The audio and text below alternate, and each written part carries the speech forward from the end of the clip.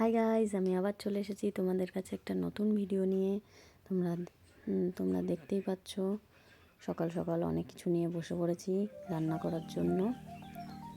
তো তোমাদের আজকে 3 রকমের রান্না দেখাবো: বকফুলের বড়া, চিকেন কারি নতুন স্টাইলে, আর ডিম ভাপা।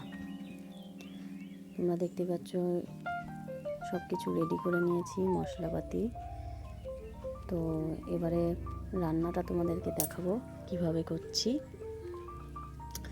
প্রথমেই আমি বকফুলগুলোকে বকফুলগুলো ছাড়িয়ে নেব। কে কে বকফুল খেতে ভালোবাসো কমেন্টে জানিও। বকফুলের বড়া। তো বড়মশাই বকফুল ছাড়াচ্ছে, আমি ক্যামেরা ধরছি বলে আমি ছাড়াচ্ছি না।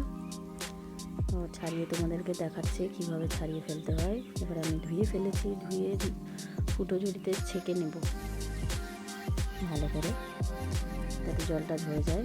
তারপর বাটিতে বেসন নিয়ে নিয়েছি, সাথে সামান্য লবণ দিয়ে দেবো এবং কিছুটা দিয়ে দেবো হলুদ। এবারে বেসনের বেটারটাকে ভালোভাবে মিক্স করতে হবে। আমি কিছুটা জল দিয়ে নিলাম, দিয়ে আস্তে আস্তে মিক্স করে নিচ্ছি। ফাটাতে হবে ভালো করে, যতটা আমি ভালো করে মাখাবো ততটা বড়াগুলো ফুলবে ভালো। তো এই দেখো আমার রেডি হয়ে গেছে বেটারটা, খুব সুন্দরভাবে স্মুথ হয়ে গেছে। তো কড়াইতে এবারে তেল দিয়ে নিচ্ছি।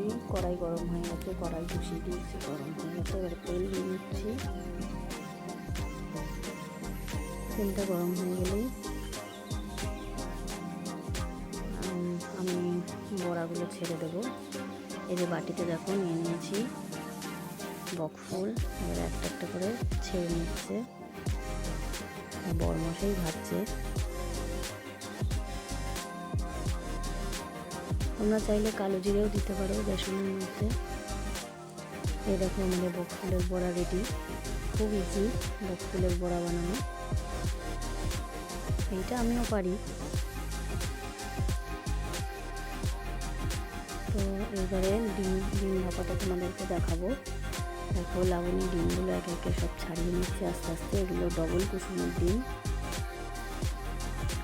আর আমি পাটায় নিয়ে নিলাম পোস্ত, সর্ষে, আর কটা কাঁচা লঙ্কা, আর দিয়ে দেবো কিছুটা এর উপরে লবণ, যাতে সর্ষেটা তিতো না হয় বাটলে পরে। লবণ দিলে সর্ষে তিতো হয় না। সাদা সর্ষে কালো সর্ষে মিক্স করে নিয়েছি আমি। এবারে ভালো করে পেস্ট করে নেব। খুব সুন্দরভাবে আমি পেস্ট করে নেব। তোমাদেরকে ভিডিওতে দেখানোর জন্য আমি পাটায় বাটছি। দেখো পেস্ট হয়ে গেছে সর্ষে লঙ্কা পোস্ত। তো আমি সব প্লেটে রেডি করে নিয়েছি। ধনেপাতা, যা যা লাগবে, ডিম, আর পেস্টটাও এই যে বাটিতে নিয়ে নিয়েছি। উপরে একটু কাঁচা সর্ষের তেল দিয়ে দিয়েছিলাম। এবারে টিফিন বাটিতে পেস্টটা ঈশিতার বাবা নিয়ে নিচ্ছে, দিয়ে এর উপরে দিয়ে দিচ্ছে কিছুটা সামান্য একটু লবণ দিয়ে দেবে। এই যে লবণ দিয়ে নিচ্ছে, তুমি দেখতেই পাচ্ছ তোমরা। তারপরে কিছুটা কাঁচা সর্ষের তেল দিয়ে নিচ্ছে। তারপরে এটাকে ভালো করে মিক্স করে নিচ্ছে।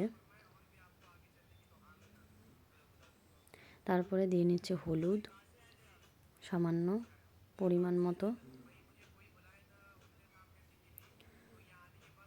তারপরে একে একে এই ডিমগুলোকে এর উপরে ছেড়ে দেবে, সাজিয়ে দেবে ভালো করে।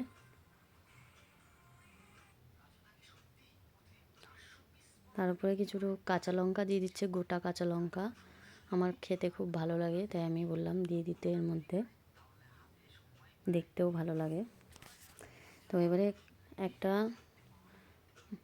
কন্টেনারের মধ্যে আমি কিছুটা জল নিয়ে নিয়েছি, গ্যাসের উপরে বসিয়ে দিয়েছি। এবারে টিফিন বাটিটা ভালোভাবে আটকে এই জলের মধ্যে আমি দিয়ে দেবো। জলটা ফুটবে 15 মিনিট ফুটবে। তো এবারে আমি ঢাকা দিয়ে দেবো। 15 মিনিট ফুটানোর পরে নামাবো। এই যে ঢাকনা দিয়ে দিলাম।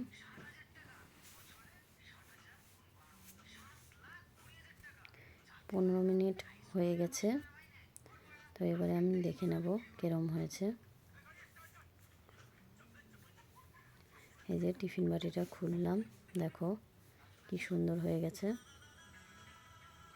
খুব টেস্টিও খেতে হয়েছে, ডবল কুসুমের ডিমের। এইবারে মাংস পেঁয়াজটা কেটে নিচ্ছে।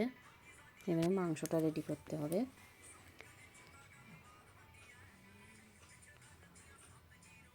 এই যে টমেটো কেটে নিচ্ছে, তারপরে ভালো করে কুচি করে নিচ্ছে। ও একটু নতুন স্টাইলে রান্না করবে, ও রান্না করতে খুব ভালোবাসে। এই যে ধনেপাতাও কুচিয়ে নিচ্ছে ভালোভাবে।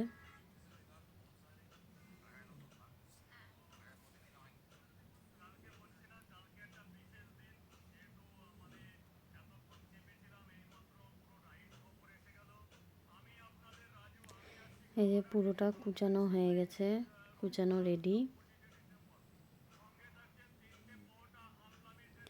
তারপরে আমি সব রেডি হয়ে গেছে, দেখো।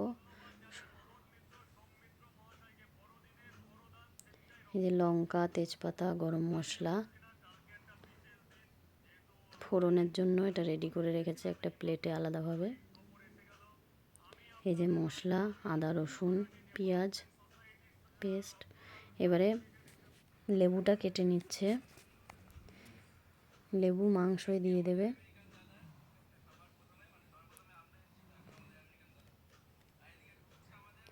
এই যে মাংস ধুয়ে নিয়ে এসেছি, এর মধ্যে কাঁচা সর্ষের তেল দিয়ে দিল, পেঁয়াজ কুচি দিয়ে দিয়েছে।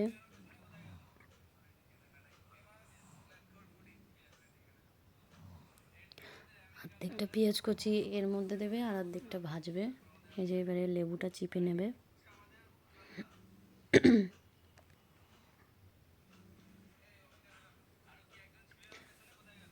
তারপরে দিয়ে নেবে, মশলাটা ঢেলে নিচ্ছে। পেস্ট আদা রসুন পেঁয়াজের। এই যে হলুদ, পরিমাণ মতো হলুদ দিয়ে নিচ্ছে। তারপরে তেল, স্বাদ মতো লবণ দিয়ে ভালো করে এটাকে মাখিয়ে নেবে।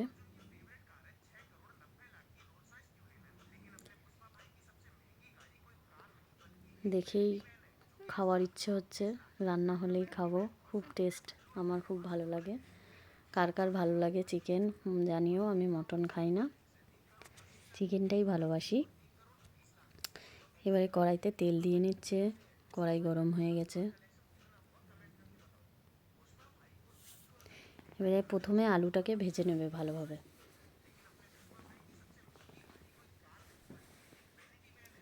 আলুগুলোকে লাল লাল করে ভেজে তুলে নেবে।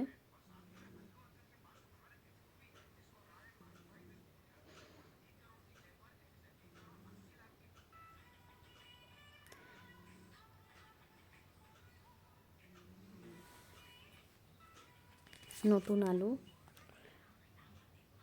আলু তাই ভালো করে ভেজে নিতে হবে। নতুন আলু একটু শক্তই থাকে।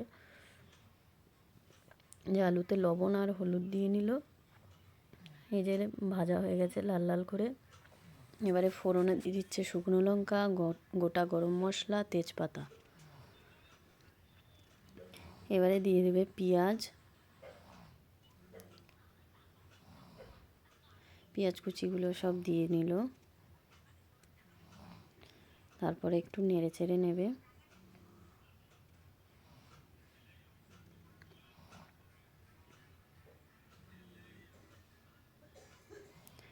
এই যে দেখবেন লাল লাল হয়ে গেছে।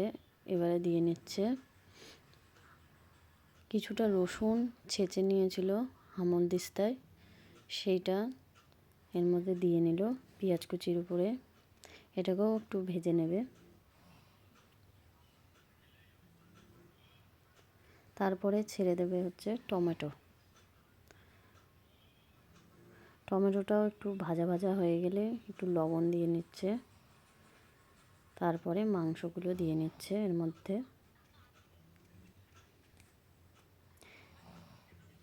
যেটা মাখিয়ে রেখেছিল মশলা দিয়ে সব কিছু দিয়ে, এবারে ভাজা আলুগুলো এর মধ্যে দিয়ে নিচ্ছে যাতে কষানোর সাথে আলুটা গলে যায়। জল দেওয়ার পরে আলু দিলে অনেকক্ষণ ফোটাতে হয়। আজকে আমাদের উনুনেই রান্না হচ্ছে মাংসটা, সবাই উনুনে খেতে চেয়েছে, স্বাদ হয়। এই যে এবারে দিয়ে নিচ্ছে লঙ্কা গুঁড়ো, ভাজা ধনে গুঁড়ো, ভাজা জিরে গুঁড়ো কড়াইতে দিয়ে নিচ্ছে, দিয়ে এবারে ভালো করে কষিয়ে নেবে মাংসটাকে। খুব সুন্দরভাবে কষিয়ে নিচ্ছে যাতে কাঁচা মশলার গন্ধ না বেরো হয়। এবারে জল দিয়ে নেবে।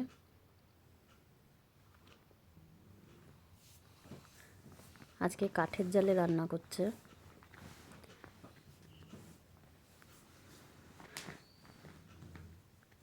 এই দেখো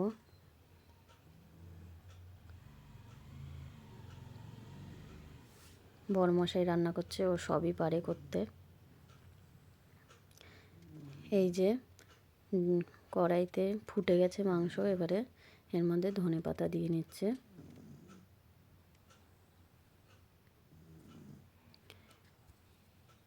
গুঁড়ো গরম মশলা দিয়ে নিচ্ছে লাস্টে। এবারে ভালোভাবে সামান্য একটু ফুটিয়ে এবারে নামিয়ে ফেলবে। কাঠের জালে মাংস রান্না করলে খুব টেস্ট লাগে, সবাই জানো। এই যে আমাদের মাংস রেডি, চিকেন কারি। টাটা।